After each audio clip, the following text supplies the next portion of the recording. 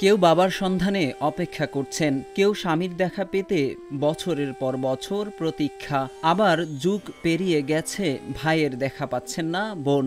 নিখোঁজ স্বজনের ছবি হাতে দাঁড়িয়েছেন তারা সবাই। দাবি একটাই, নিখোঁজ স্বজনকে ফিরে পাওয়া।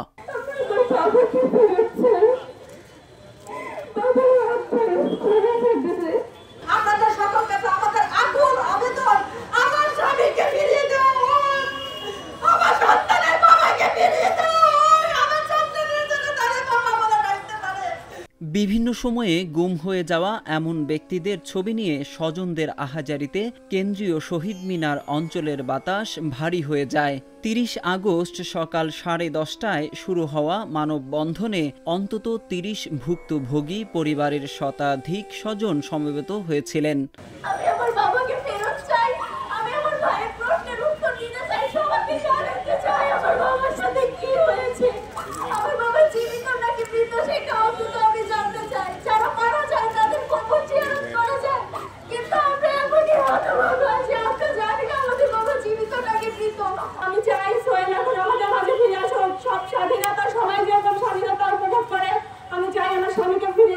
সন্তান যেন সেই স্বাধীনতা উপভোগ করতে পারে তার বাবাকে বাবা ডাক বলে।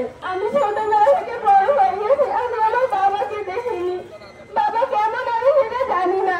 আমি আমার বাবাকে দেখতে চাই, আমি আমার বাবাকে শুনতে চাই। বাবা কেমন আমি সেটা অনুভব করতে চাই। মায়ের ডাক আয়োজিত মানববন্ধনে তারা প্রিয়জনকে ফিরিয়ে দেওয়ার আকুতি জানান অন্তর্বর্তী সরকারের কাছে। একই সঙ্গে গঠিত কমিশনের মাধ্যমে সঠিক বিচারের দাবিও উঠে আসে বক্তাদের আলোচনায়।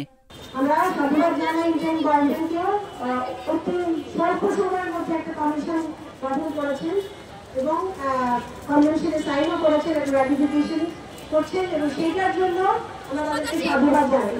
পাশাপাশি আমরা এটাও বলতে চাই, 5ই আগস্ট শেখ হাসিনা সরকার চলে গেছে, শেখ হাসিনা পালিয়ে গেছে, কিন্তু যেই অপশক্তিগুলো আছে তারাই কিন্তু এখনো পরিবারগুলা যাদেরকে এক্সট্রাডিশন করা হয়েছে এই তথ্যগুলো কিন্তু পরিবারের কাছে এখনো আসছে না।